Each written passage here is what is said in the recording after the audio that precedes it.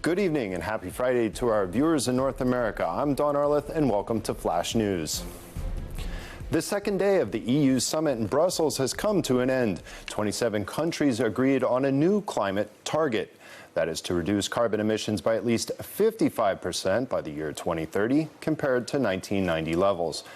But the most important goal was achieved on Thursday evening. Instead of a veto, there was an agreement to adopt the multi-annual budget and coronavirus recovery fund. The final budget negotiations lasted one afternoon.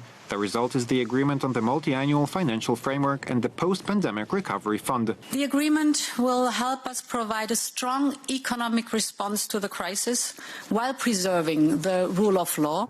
Poland and Hungary threatened to veto the budget if Brussels and Berlin pushed for an ambiguous and against previous treaties provision which links the disbursement of EU funds to the rule of law in member states. I don't remember any negotiation as difficult, tense and strong as it was today. Their effect was included in the summit conclusions, the basic document of the European Council indicating the main directions of the European Commission's work. It is crucial that EU financing is linked with the mechanism of rule of law to make sure that the funds remain issued reasonably.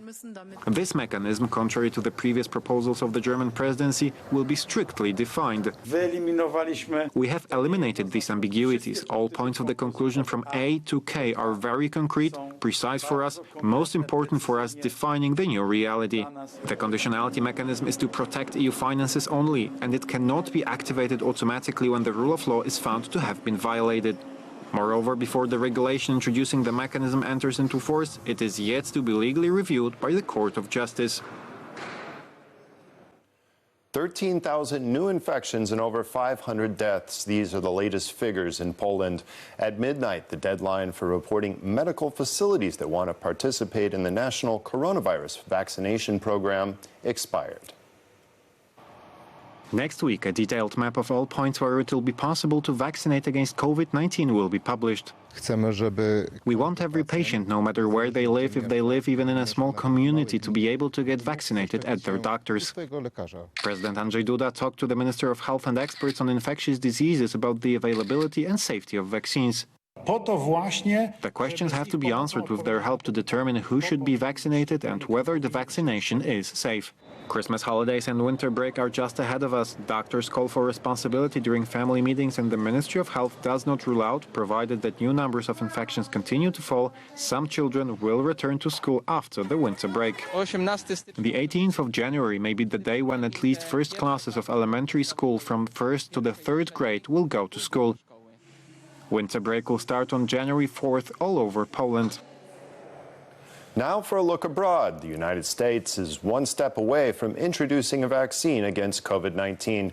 Experts say yes, but it still has to be approved by the Food and Drug Administration. Back here in Europe, Germany is reporting the worst day since the beginning of the pandemic. Here's more. 30,000 new infections and almost 600 deaths. That's just the balance of the last day in Germany. We are at our limits. We lack medical and nursing staff. This is a disaster because we have to take care of much larger numbers of patients. A state of natural disaster was introduced in Bavaria.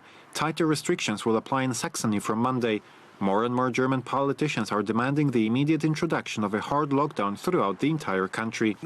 We have managed to limit contacts to 40%. We should aim for 60%. If this doesn't work, I don't see any other option than a total lockdown. Such restrictions will be necessary until the coronavirus vaccine is widely available. The UK will expand the number of places where you can be vaccinated. As of today, we're vaccinating in 73 hospitals across the UK.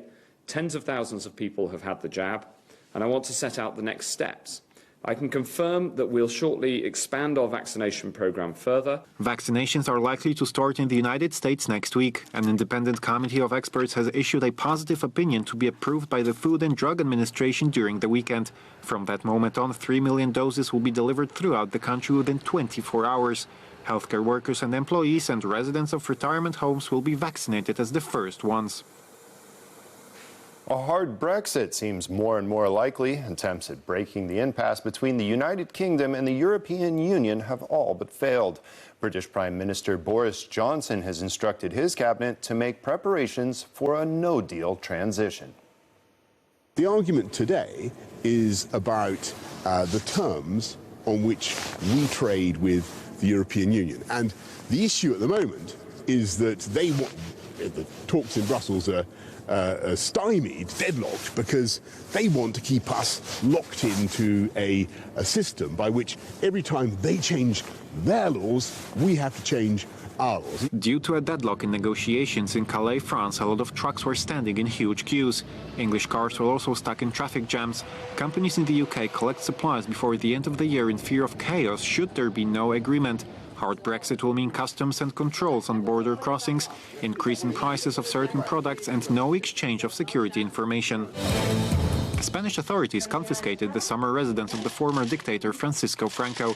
The Pazo Palace is located in Sauda, Galicia. It has 15 bedrooms, a private chapel and a hunting ground on the property.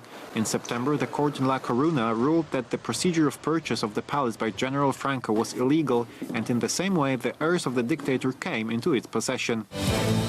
Joe Biden and Kamala Harris were proclaimed Time's Person of the Year. The editorial staff appreciated them for their power of empathy during the year dominated by the COVID-19 pandemic. The two Democrats won the American presidential election on November 3rd under the motto of fighting against the epidemic. The Christmas flood of books is an Icelandic tradition that makes the recipients and booksellers smile. The tradition of giving books under the Christmas tree can be seen in the stores already in November. This year, Icelanders went on a bibliophile shopping spree with even greater enthusiasm. Pre-Christmas book sales are 30% higher than last year, and in some cases, additional copies had to be printed. 4.5 million zlotys for a painting by the Queen of Art Deco, Tamara Lepicka. Yes, that's a mind-boggling sum, is an absolute record on the Polish auction market. Tamara Lepicka is an icon of style, legend of interwar period and queen of Art Deco. Original beauty, charisma and extraordinary talent opened her door to a career in Paris. She was the queen of life, a scandalist and a person who was controversial at her times. Now her works are experiencing a real renaissance and breaking records at world art auctions. Her pieces of art in the United States and in Great Britain sell for several $1 million a piece. That is why it is the event of the year on the Polish art market.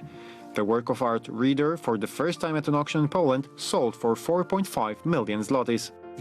You can see an extraordinary class, extraordinary craftsmanship, hear how the fabrics are painted. The depth of this painting builds incredible emotions. Tamara Lepicka is the most expensive Polish artist in history and the third most expensive artist in the world.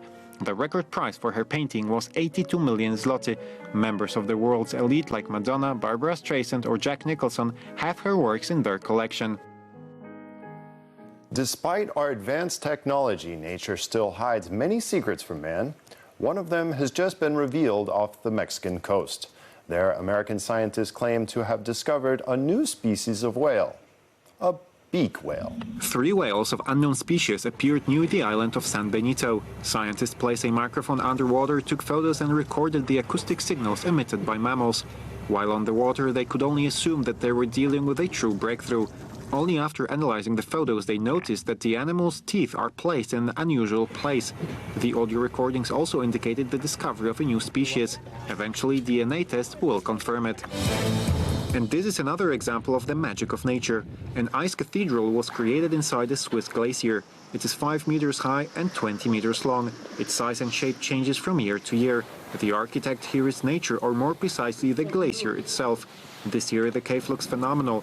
The interior is quite flat, which made it possible for the first time to officially invite visitors.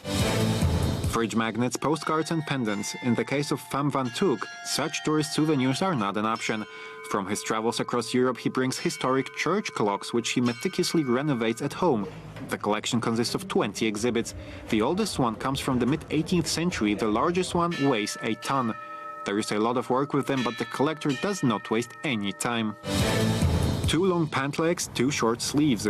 A Japanese company has decided to face the problems of internet shopping. Its proposition is a virtual outfit to be tried on remotely. 20,000 measuring sensors were installed in it. With such a number of markers, there is no body part that cannot be measured. It is a prototype for the time being, but the fitting is in progress so as to introduce the outfit to the market. Tomorrow, the world's most powerful tenor will perform. Andrea Bocelli will sing in an empty Teatro Regio di Parma. But the Christmas concert will be available online, of course only with a valid ticket. His April concert was watched by 41 million people. And that does it for tonight. Enjoy your Saturday, and we'll see you again tomorrow. Good night.